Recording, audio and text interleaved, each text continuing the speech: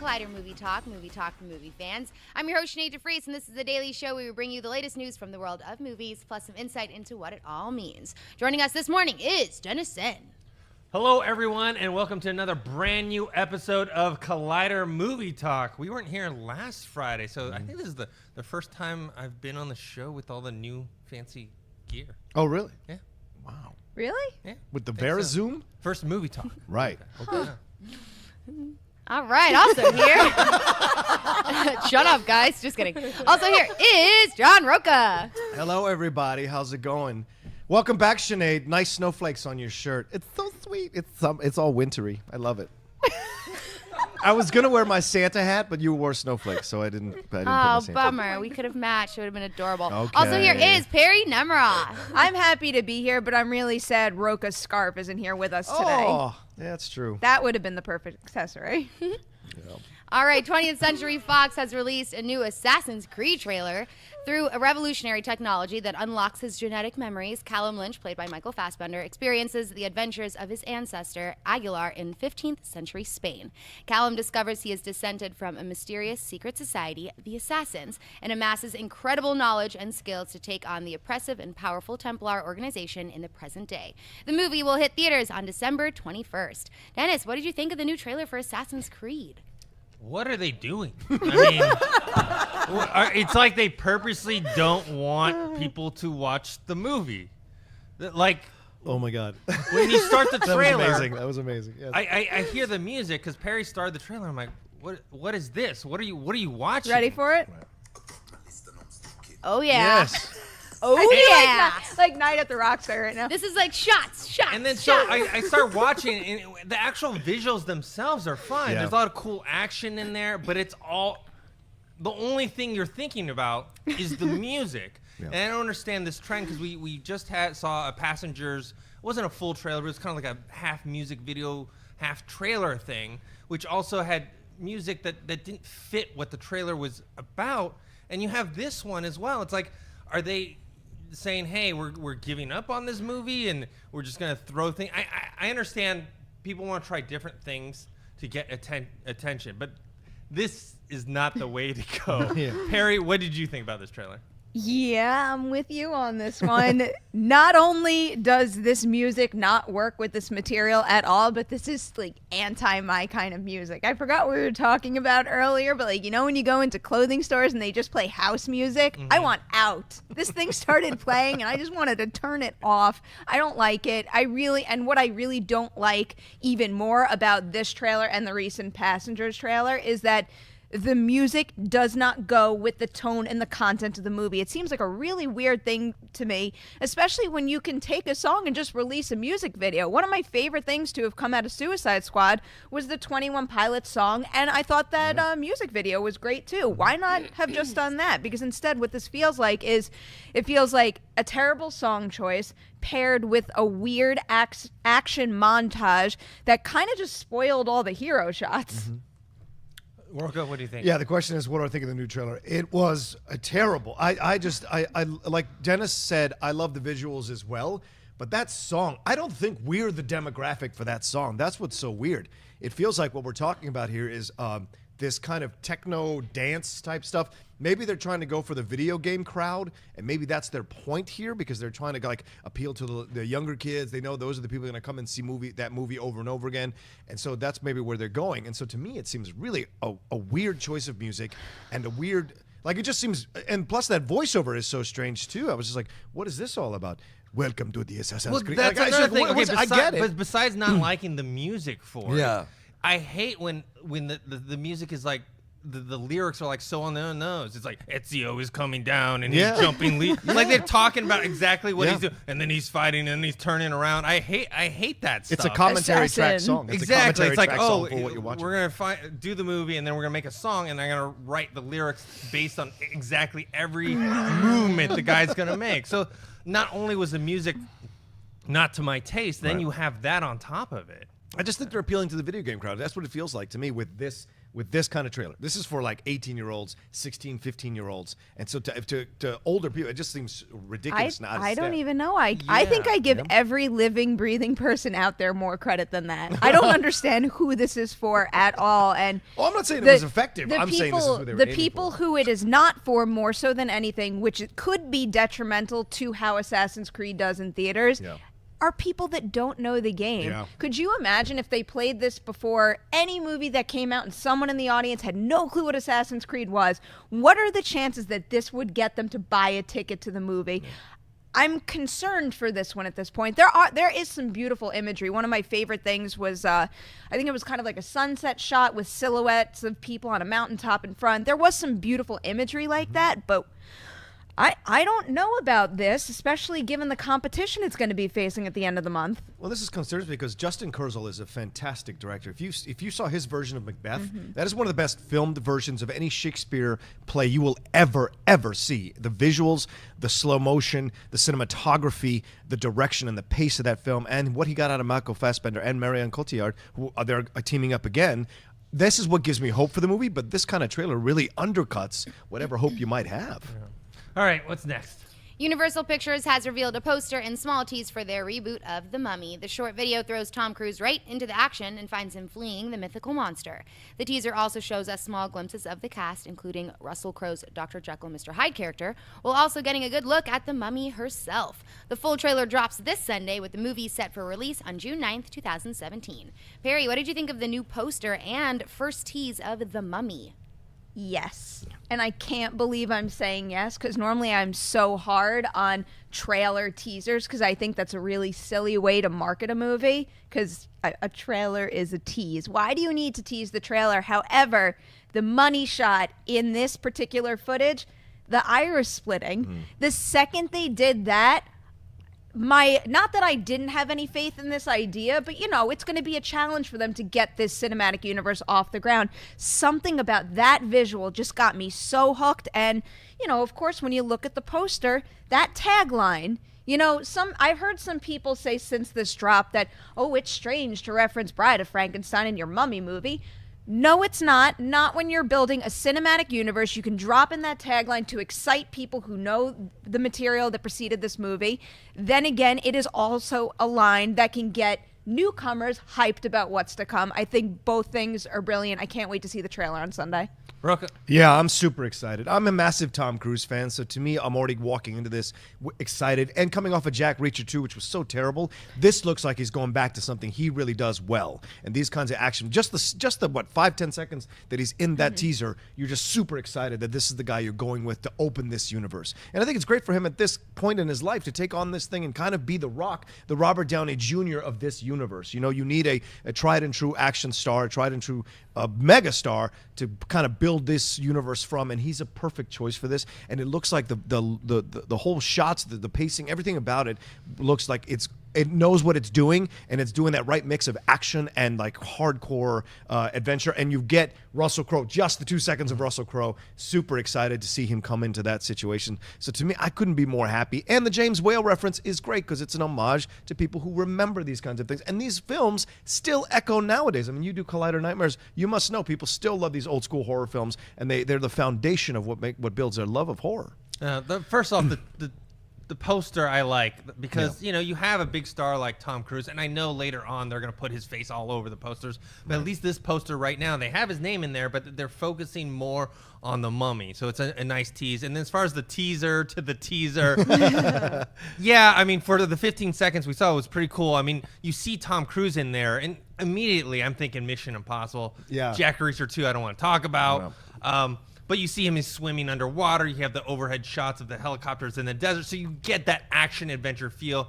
Plus, that's supernatural. I'm with Perry though. That shot near the end with the mummy, and the pupils, the eyes like splitting apart. That was really cool. So I'm excited to see the full thing on Sunday. I was surprised that they showed Russell Crowe for even that 2 seconds. I mean, it's not even the whole trailer, and they're already putting him in there. Yeah, I think, but it's so great to have that the idea of the because people love the Jekyll and Hyde character, right? Yeah. And you pick a great actor like Russell Crowe and give him that. It's just smart what they're doing. With Smart this. marketing. And Sophia Boutella right now. Wow. You know, I knew she was great when we saw her in Kingsman, but Oh, yeah. her career has just completely skyrocketed, and she could be fantastic in this part. I'm so excited to see more of her now. Yeah, especially if they make her more threatening and make her like an actual, like, you're scared of her versus just a CGI, whatever. Right. Well, there's no doubt that's what we're going to get. I mean, when you think about, I never saw Star Trek Beyond, so I don't know what she did in that movie, but She's thinking good. Yeah. thinking back to Kingsman and just the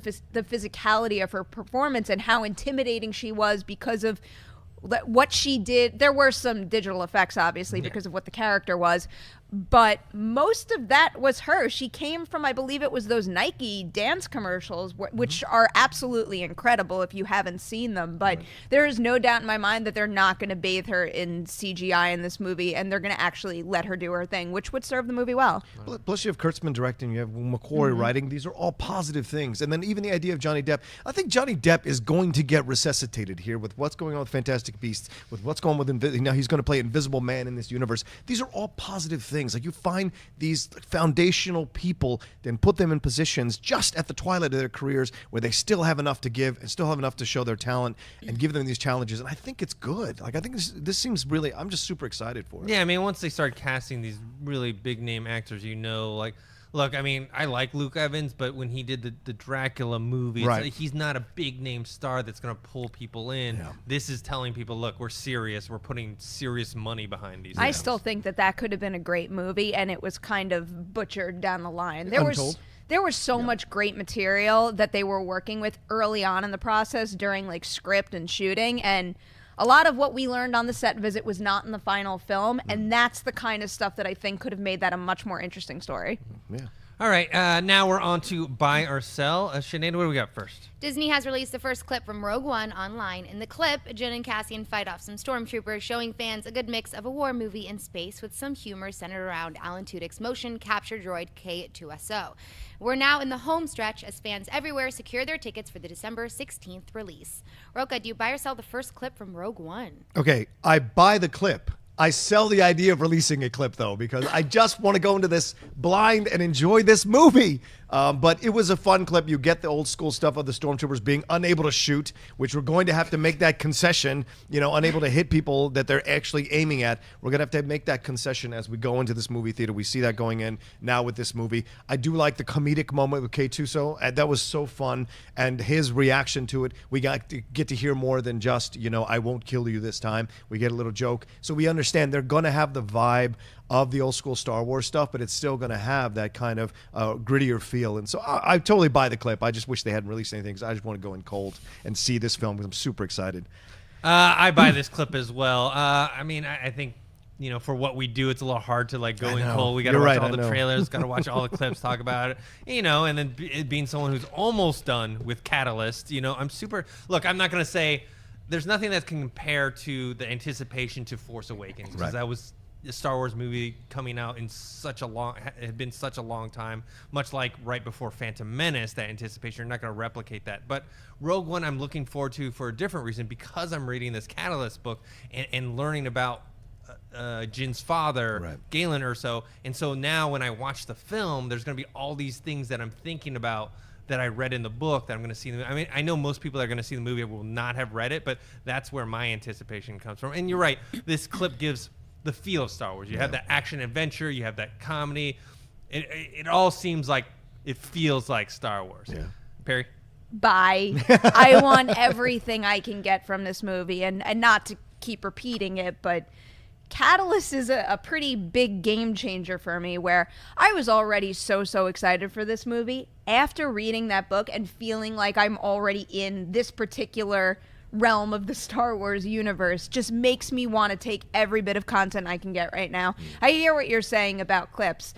It's definitely one of those marketing situations where, I think it'd be better off going blind into every single movie we ever see, but marketing, money, business, all that stuff. And I always love when I do get my first clip, just because trailers are cool, but trailers are a completely different style than an actual feature film. So the clip is the first time you're really going to get a solid sense of tone, of pacing, of style, of performances, and that's what I think I get here. The Stormtrooper comment is very fair. That's a lot of people It's okay she's with up that. against. Yeah. However, she sold it pretty damn well. I did believe, within the context of this, 60-second clip, whatever it was, that she was capable of taking them down. And the K2SO thing, I think, was really, really funny, made me smile, and goes to show when you have a person playing the character, just like the little nuance in his body movement, because that's what made that moment so funny. Not his line after. It was that quick moment where he was like you just shot that one that could have been me, It was that paired with the line that made it so funny. So I'm a little more excited now, if that's even possible at this point. And I like the status they established. Like, he shoots a couple, but she steps up, takes them all out physically, then shoots a couple herself, then shoots K2. So you understand, she is the leader here, right? Everyone is going to take, and the clip does a really good job of establishing that. In that short amount of time, you understand who's in charge here and her physical movement. So she can do it all, and I think that's a good thing to establish walking into the theater. We understand who's going to be. I think also team. with the Stormtroopers thing, like, you have to keep it consistent, Yeah, right? of course. If they're shooting horribly in A New Hope and Right. beyond, you're gonna all of a sudden they can't be sharpshooters. I mean, you could do that actually more so like with the new trilogy and say, oh, Right. these new type of troopers have gotten better at Well, shooting. it could also be a comparison to the Death Troopers. Maybe we'll Right. see them in action, and Yep. they'll be, sharpshooters right on point. And then you got the regular kind, and they Yeah, all still suck. I don't have a problem with it. I think it keeps the tone up, because that's what people were complaining about. Are they going to make Rogue One different than A New Hope? Make it more like a part of another universe? But they haven't. They've established it that these stormtroopers are terrible shots sometimes, and that's okay with it. I don't have any problem with it. I think it's good that they're paying homage to it. All right, what's next? Most of the world has only seen the trailer for Martin Scorsese's Silence, but there are some critics who have caught the full film, and they're sharing their reactions on social media. Some are calling the film a masterpiece, highlighting how absorbing and moving the experience is, with others even suggesting that it could be a contender for Best Picture. However, there are some who found themselves on the other end of the spectrum, calling Silence frustrating and stilted in part. Overall, the movie seems on par with some of Scorsese's other films and should be part of the awards conversation when it debuts on December 23rd later this month. Dennis, do you buy or sell the mostly positive reviews of Silence? Well, we did a Collider news piece on it yesterday. I did that. I did the trailer review and reaction with Schnepp. Martin Scorsese is my favorite director. Yeah, I mean, I buy it. People like Drew McWeeny and Chris Tapley, people that we respect over here at Collider, they seem to love it. I mean, not everyone, but no movie's going to get 100%. Yeah, I'm super excited. There's comparisons to Scorsese's other movie, Kundun, which I also love. He's one of his kind of more quieter films. Scorsese didn't get quite the credit in terms of diversity that people think. He only does gangster films, but he also does kind of these smaller, quieter films. And I loved Wolf of Wall Street. This movie has been a long time coming, so I ain't gonna be seeing it soon. So I can't wait. Perry. I think I'm going to be seeing it soon, too. And I'm really excited. But yesterday when we did the Collider News video, I don't think I've ever seen Dennis that happy and enthusiastic. And it made me so happy that you were so excited about that story. But I have to buy it. I'm really looking forward to it, too. He's not my favorite director ever, but he's a director that I really admire. And I like pretty much all of his films. So I'm really hyped about this, although I'm trying not to take them to heart too much, just because I don't want them to guide me in any specific direction. And, when you read something like that, it's hard not to read someone else's response and then be like, oh, I wonder if I'll have that reaction. And I could already see, just by reading tweets, it pushing me and, trying to make me think about which way I will fall. But the positives heavily outweigh any negatives I've seen at this point. So it does sound like this could be a contender. One tweet, I forgot, I should have wrote down who tweeted this out, but someone said that it could be a Best Picture contender and watch out La La Land, and I got all I want Silence to be good, but I think that was Chris Tapley. Was it? Yeah. I'm like, no, La La Land must win. I was so happy the other day, not to get off track, when La La Land got the most amount of nominations from BFCA. Yeah. special movie. So Silence has a lot of competition for me right now. Yeah, Snyder pushed back on that on Twitter. He said no. Good for him. Yeah, I think he pushed back on that from what I read. Okay, so here's my thing. Dennis and I are probably going to have disagreement here again. I did not like the trailer. It felt like The Mission, a sequel to The Mission, which I loved, one of my favorite movies. And I was really concerned that they're casting, again, white actors to play these Portuguese. To me, it just really bothers me a little bit. You know, we're still doing this stuff. And so it puts me back a little bit. I just didn't feel that excitement that I would normally feel for a Martin Scorsese film. So some of these negative comments, I'm not surprised to read some of these negative tweets because I was a little concerned after coming out of watching the trailer. However, it's Martin Scorsese. So I'm buying this absolutely because I want to give it a shot. And obviously Wolf of Wall Street was great. Another thing, what you were talking about, Age of Innocence, good film that no one talks about that he directed, which out of the mainstream of what he normally does. Yeah. So Martin Scorsese has shown that he can jump into these different types of films and really do great work. And so I'm looking forward to it. I'm excited to see it. There's little things that worry me, but other than that, I totally buy it. Okay. All right, what's next? Deadline reports that Sony Pictures has set Rodney Rothman to write and possibly direct the female-led 21 Jump Street spin-off movie. The concept has been floated for a while, along with a separate film that would be a mashup of 21 Jump Street stars Jonah Hill and Channing Tatum colliding with the Men in Black franchise. However, that project remains up in the air. The report does not mention if this Jump Street spin-off will follow new characters or will instead turn the spotlight to the existing team of undercover officers Fugazi and Junior Jr. that were played by Dakota Johnson and Rai Rai in the 2012 original. A release date has not been determined. Rocha, do you buy or sell Rodney Rothman writing and possibly directing the female spin-off of Jump Street? Yeah, I buy this. I think this would be fun. I think different than Ghostbusters, this is something else, right? This is something that we can see a buddy. I love The Heat. The Heat is one of, people don't talk about how much fun that movie is with Sandra Bullock and Melissa McBride. That's such a fun movie. McCarthy. Melissa McCarthy, sorry. And so it's to me. I would watch one with Melissa McBride.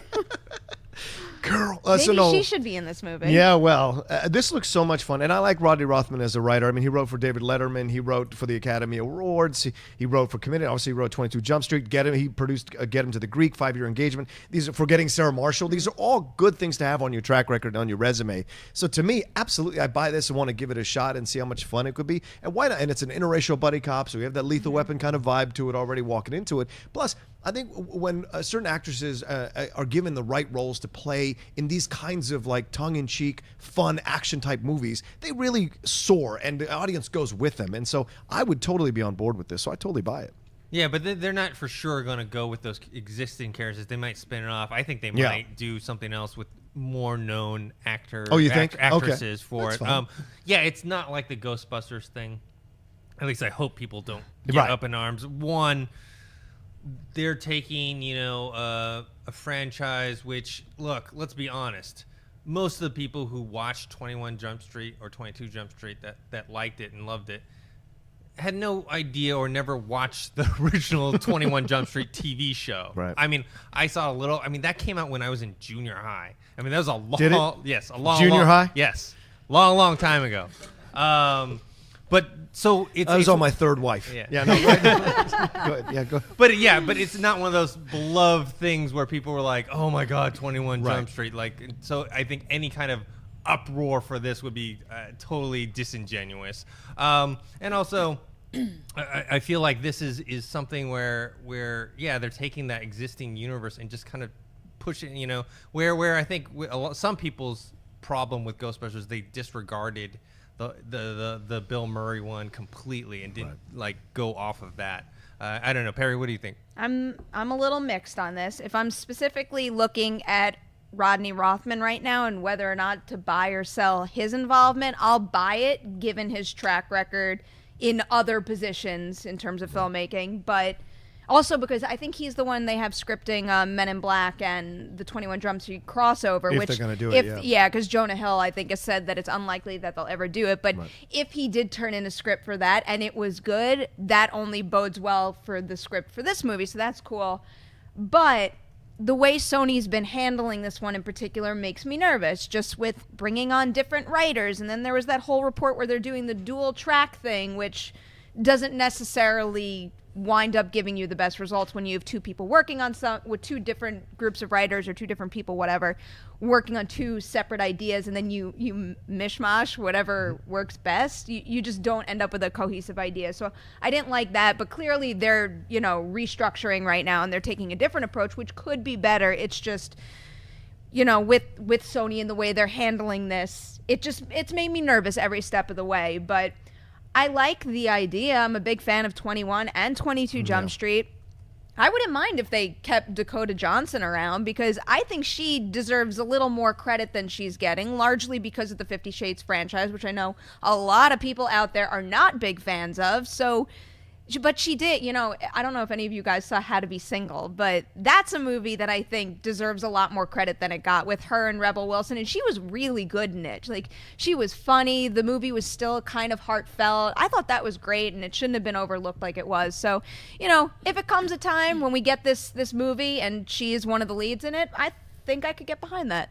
All right. Before we move on, a lot of you guys were in the chat room mentioning that the Assassin's Creed trailer was a fake trailer, and apparently it has been confirmed it is a fake trailer. What? Basically, what had happened was an employee at Ubisoft, his email got hacked, and so they sent it out from a legitimate Ubisoft.com email to everyone, telling them this is some new trailer. So apparently it was a fake trailer. Wow. So thank God for that. That's why you were like, this is all footage we've already seen, just set to crappy music. Yeah, and it was really, really bad. Well, that's a shame, because that could affect. So we apologize to everyone for reporting that as a real thing, because it was not. Okay. That's not cool. Yes. All right, what's next? Orion Pictures has released the first Red Band trailer for The Belko Experiment. The movie is written by Guardians of the Galaxy's James Gunn and directed by Wolf Creek's Greg McLean. The film takes place at a remote office building where the unsuspecting employees are thrown into a twisted experiment where they're forced to kill each other, or else an explosive in their heads will be detonated. The movie will be released on March 17th, 2017. Perry, do you buy or sell the first trailer for The Belko Experiment? I buy it. It's not a strong buy, because I was really excited for this movie. I like the people involved, James Gunn obviously, and I really like the concept, even though, yes, I know anytime you have a situation like this, it's always like, oh, it's a Battle Royale knockoff. People said that about the Hunger Games too, but this to me is kind of like my kind of horror. I don't mean, like the best of the best, like really original or anything like that. I just mean the kind of horror I could have a lot of fun with. So I had really high hopes for this trailer when it came out. I wouldn't say the trailer the trailer did not meet my expectations. However, I don't think it was a bad trailer either. I actually think the one thing that could have been changed in this trailer to make me even more positive about this movie and hopeful about the final product is if they removed the stupid bit about the chips in their head. Because this is a hard concept to buy into at all, because, I mean, we work in an office, and anyone who works in an office, this is absurd. This is ridiculous, and it couldn't happen. When you add something even more absurd, like, oh, I'm going to take a job at a facility that will put a thing in my head. Really? So, that would have saved this trailer a little more for me, but obviously it will come up in the feature film. So, at this point, the trailer wasn't the greatest thing. It wasn't everything I was hoping for. I'm still excited to see Belko Experiment. Yeah, I'm going to buy it as well. I think not so much. I'm not going to run out in theaters and see this film, but maybe I'll watch it on Netflix or VOD or something like that. I buy it because it falls in line with kind of the Blumhouse model, which is get some sort of movie that, like The Purge, where it's like has this hook for people, like, what would you do in this situation? It's cheaply made. I got an idea. What? We're gonna do this at this office. Maybe that's What? Maybe that's like a big that would kind of make sense if it was like a big reveal. Actually, it takes place during the daytime, but like if it was a big reveal where the M. Night Shyamalan twist was actually this is taking place within the world of The Purge. Nice. Connected that. It's do never the 10 Cloverfield Lane thing where it's like has nothing to do with it. They want to make some more money, so they just loosely attach it. Maybe it's just because John Gallagher Jr. is also in this movie, Yes. but that is exactly where my mind went. However, I guess it wouldn't be possible because Blumhouse this is a BH Tilt movie, not Blumhouse, and because I think the beginning lockdown takes place during the daytime, which The Purge only starts at a certain point after dusk. Yeah. What's going on with? I saw that the Orion Pictures logo right at the beginning. Right. Is that now a resurrected thing? Because that's like that's TriStar was. That's It's like weird. that's a blast from the past. Yeah. Roka, what'd you think? Oh no, this is not for me, so I sell it. It's not really my type of film.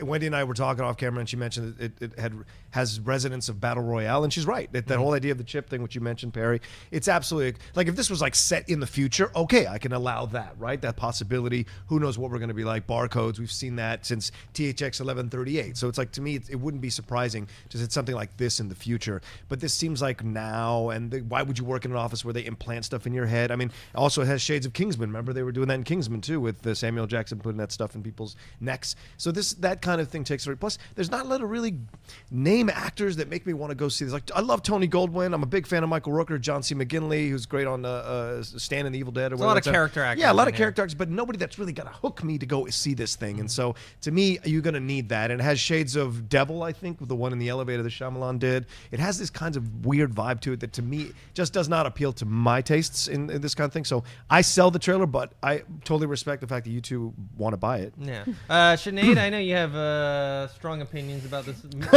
trailer. What did you think? I thought it was terrible. I think it is such a cheesy, unoriginal, ridiculously absurd idea. It makes zero sense to me. And my biggest issue is how unrealistic it is that you would accept a job that you are. He says it so nonchalantly too. He's like, "Oh yeah, they put this tracker in the back of my head," and he touches it, and it's like, no, I don't think that it makes any sense, and therefore, like, I couldn't buy the trailer at all because I was so detached from that idea, and it just seems so not original. I feel like I've seen this idea so many times where it's like your moral code, and it's like, what choice would you make? But it's like, at the end of the day, it's so unrealistic. And if that were to happen in real life, if someone was like, kill this person or you'll be killed, like, no one just starts a ginormous war. Like, there's so much more humanity that I think would go through someone's brain before World War III erupted on the 7th floor of, like, a bank building. It makes no sense to me. So you're going to the midnight screening? Yeah, absolutely. All dressed up. #1 fan. Like, that foam finger, I'm there. 100%. I'll buy you all tickets, too. Wendy, what did you think of this trailer? At the beginning when the guy's head first blew up, I was like, oh, it kind of got me. I didn't see it coming. And then as we watched more and more, I leaned over to Roka and I said, this looks like Battle Royale, a lesser Battle Royale, in my opinion, in an office building. And it just didn't seem like this, like, thriller, scary at all. It was just like slash kill movie that I'm not that interested in, which kind of sucks because the cast seems great, but I don't really think I'm going to be buying like a midnight showing ticket. Don't for worry, it. I got you. Thanks, Sinead. She's got me. All right, guys. Now we're moving to our weekly Friday segment, Box Office Predictions, brought to you by our friends at AMC Theaters. This is a segment of the show where we try and predict the top 5 movies this weekend. Perry, we always will go with you last because you're afraid that we're going to steal your ideas. Roka, why don't you go first? How did you get so insane about this? I don't understand. I casually said that once and it kind of stuck, but She I'm not she going to like argue thinks with about that. it during the week. I She do. did it on Facebook last week I again. do. On Friday, she I posted like her top it. 5. Yeah. I enjoy. Yeah. I Even though we enjoy didn't the have a challenge. show. We didn't have a show. And she But she did, posted yeah. it anyways. Yeah. Because someone asked me. They wanted- She's like, they get this wanted on the my record. picks. Get this on the record. Right. Write it down. So I technically won because no one else ever did it. Wow. So everyone else in this room is disqualified. There are about a million things. Hey, here's your participation trophy. Thank you. I'd rather have a coffee. There are about a million words to describe Perry before I would come to competitive, and ever since this happened, I've seen a whole new side of her that I never knew existed. Because I can see her going, "Suck it, #1." All right, so That's exactly anyway, what I do. my number 1, I would say obviously Moana, which I still have yet to see, which hopefully we'll see this weekend, if not tonight. Fantastic Beasts and Where to Find Them is number 2. Please go see that; it's so much fun. I enjoyed it. Allied is doing well, which I'm surprised about. Arrival, of course. If you haven't seen Arrival, what are you doing with your life? Go see this. And Doctor Strange at number 5. Pretty much standard stuff for me. Nothing, no surprises in my opinion. Yeah, there's no big movies coming out this Yeah. weekend. I have Moana at number 1. I have Fantastic Beasts at number 2. I actually have Doctor Strange at number 3. During the week, it was lower on that list, but I feel like it's more of a weekend movie. So, and especially nothing big is coming out, so a lot more people are going to go and see that, or see it again, for that matter. 4, I have Arrival, doing a lot better than I expected. I really like the movie. Yeah. I just wasn't expecting that other people were going to like the movie because it's just much more of a slower, non-spectacle sci-fi film. And then 5, I have Allied, which I saw and I thought was solid. It wasn't great. It wasn't terrible.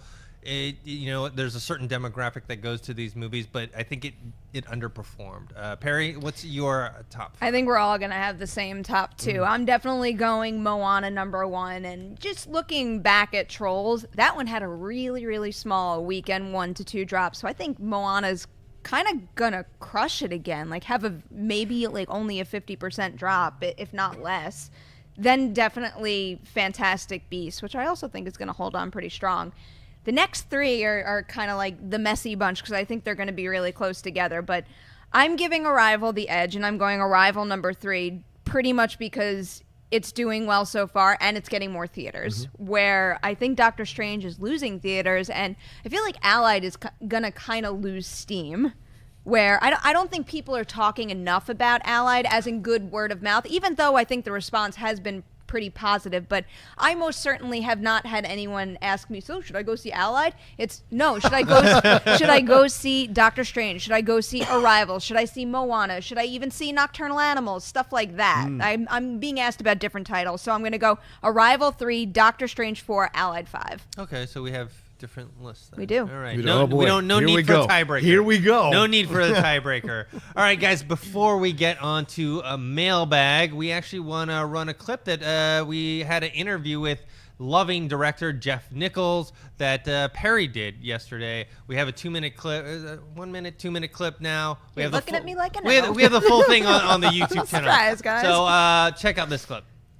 Movie making is a very long process. I mean, you said before Ruth was attached for a very long time. So times have changed and we're in a very, very different period right now. So is anything different in terms of what you wanted people to take from this movie back when you first started working on it versus what you want from it today? I mean, the story hasn't changed. It's Richard and Mildred's story. It's not mine. They did all of the hard work, and they're the ones that lived through it.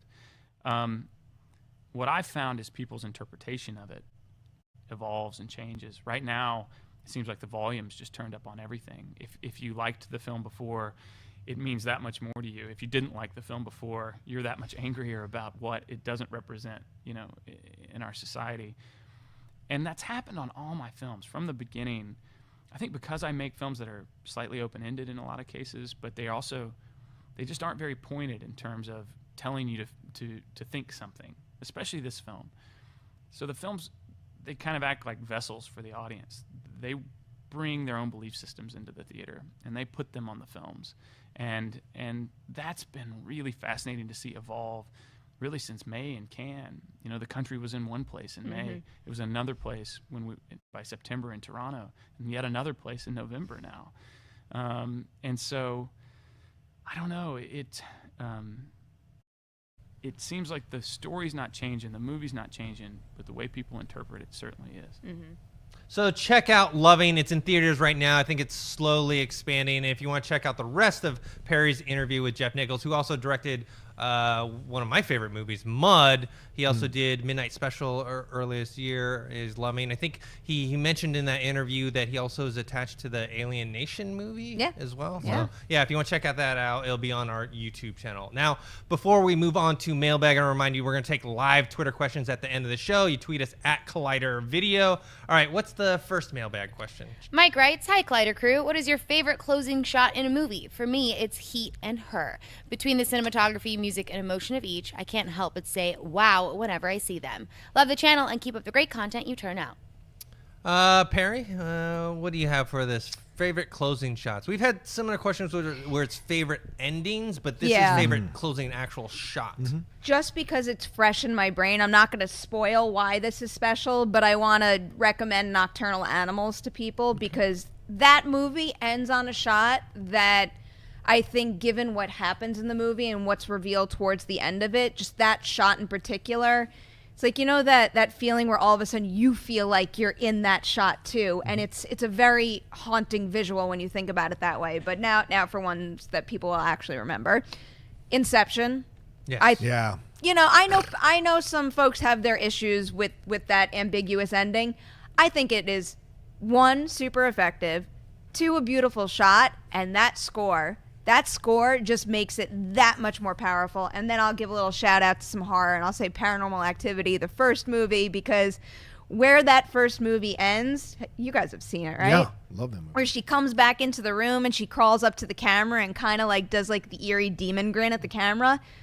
That was pretty freaking chilling. And yeah, I know some people don't love that movie as much as I do, but I was one of the first to see it before everybody had spoken about it to death. And it was really damn haunting. And I pictured it for a long while after I saw that movie. Yeah, Inception was on my list as well. I really like that. And some people didn't care for it, but I like the ambiguity of it. And also just that slight, like, visual and audio cue where it slightly wobbles. I have Fight Club, where you have Edward Norton, Helena Bonham Carter holding hands as the buildings are blowing up in the background, and you actually have that splice of what they had been splicing in throughout the film.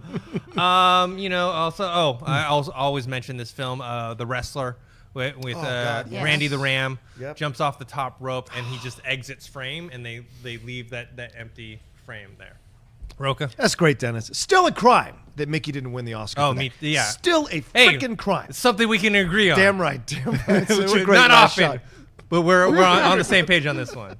I had Fight Club as well on mine, which I love. But I have The Godfather, the closing of the door after Kay, and her looking back at him, realizing that she didn't believe. She realizes that she's stuck in this terrible situation with this ruthless man. The end of The Searchers, which is so fantastic. That shot of John Wayne from back through the doorway, when you realize he has spent 7 years trying to find his niece. Now that he's accomplished this, he has no other purpose in life, and so he turns his back and walks back out into the wilderness. And that's so, just as a man watching that, you feel this connection to it. It's so great. And I would say the end of Seven Samurai, that last shot of Seven Samurai with the swords in the graves, which is so powerful because we obviously feel the passing of the certain samurai that die in the film, and then you have this feeling that the villagers go on, everything is great, but then they go back to that shot. And I love that shot because it lets you feel again the sacrifices that were made for this happy ending, and it's so powerful. Yeah.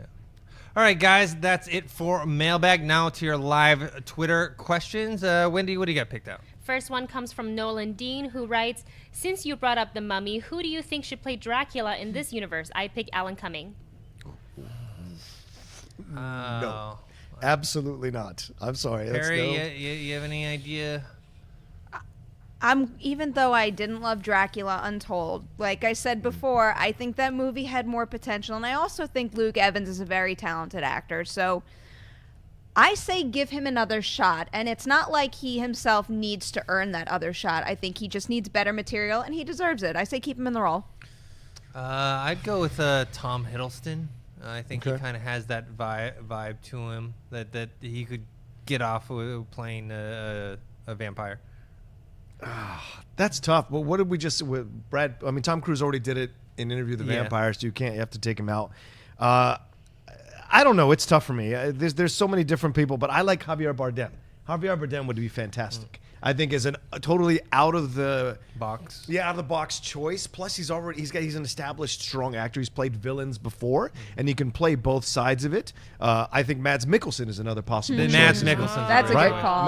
Mads a great, and we're seeing him kind of making a little bit of a renaissance now, getting bigger roles, which he should have gotten after Casino Royale as well. So it's good to see him like these. So I think those two choices would be fun to play with Dracula, because you need someone that can hang with the Johnny Depp and hang with the Tom Cruise, that's believable and can have that power, can be seductive and also terrifying, like Gary Oldman was. As much as people bash that Coppola film, he's a great Dracula in that film. A great Dracula. Sinead, who do you think would be a good Dracula? Are we going like younger or older? Does it matter? Doesn't matter. When do you go first? Let me think. Well, Dennis took mine because I was going to go with Tom Hiddleston. I think he's got the look. I think he's got, in previous villain roles like Loki, I can really see him pulling something off. And he also has that, like, seductive, air of him. I cannot see that. Really? I don't see it. Maybe it's just because I see him as being more of like a goofy villain, but like in a good way. I love him as Loki, but I can't see him like that. For me, Dracula has to like Older, drip maybe. like some sort of arrogance. Maybe I don't really Jeffrey get that Dean from him. Morgan. Oh, Maybe. The That's other a good one. Javier Bardem. Yeah, that's true. That's true. Well, he's doing a great job on The Walking Dead, Yeah. which, by the way, you can see us three people here on that panel. Dennis is a regular now. If you Yeah. don't I'll know. think of one apparently. and write it on Facebook later. Okay. All right, what's next? I wanna bite. Carl. All right, next one comes from Delcia April. And they write, greetings from Indonesia. It's 2 a.m. here. I was wondering which movie character is the closest to your personality? Wreck-It Ralph. I mean, Wreck-It Ralph. That's me.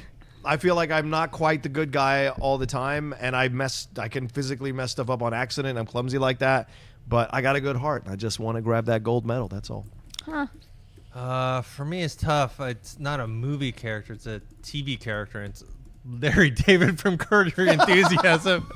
Like, the way that guy thinks is like what I'm thinking about all the time, but just don't say it. Which apparently Larry David, he says, he's like, oh, this is just me saying the things that I know I would say if it were socially acceptable. It's weird answering this about yourself.